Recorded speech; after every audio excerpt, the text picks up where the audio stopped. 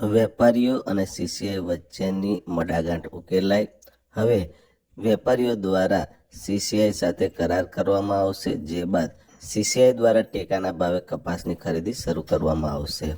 આ અંગે વધુ માહિતી આપતા મધ્ય ગુજરાત જીનર્સ એસોસિએશનના પ્રમુખ અંજકુમાર શાહે જણાવ્યું હતું કે કપાસની ગાંસડીના પિલાણના ભાવના મુદ્દે કેન્દ્રીય ટેક્સટાઇલ મિનિસ્ટર ગિરિરાજ કુમાર સાથે મુલાકાત કરાઈ હતી. તેમણે ખૂબ જ હકારાત્મક પ્રતિભાવ આપ્યો હતો.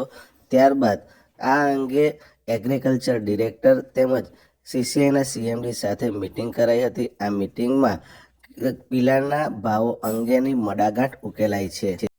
સીસીઆઈ કપાસની ગાંસડીના પિલાણના 1050 રૂપિયાનો ભાવ આપતી હતી, પરંતુ એગ્રીકલ્ચર ડિરેક્ટર તેમજ સીએમડી સાથેની જે મિટિંગ થઈ તેમાં મધ્ય ગુજરાત અને સૌરાષ્ટ્રના જીનર્સ ઉપસ્થિત રહ્યા હતા, જેમાં ચર્ચા વિચારણા થયા બાદ હવે 1100 રૂપિયા પ્રતિ ગાંસડીના પિલાણનો ભાવ આપવાનો નક્કી થયો છે, જેથી હવે વેપારીઓ દ્વારા કરાર કરવામાં આવશે, જેથી સીસીઆઈ ટૂંક સમયમાં જ ટેકાના ભાવે કપાસની ખરીદી શરૂ કરશે, જે બાદ તમામ સેન્ટરો ઉપર આ પ્રકારે ખરીદી શરૂ થઈ જશે.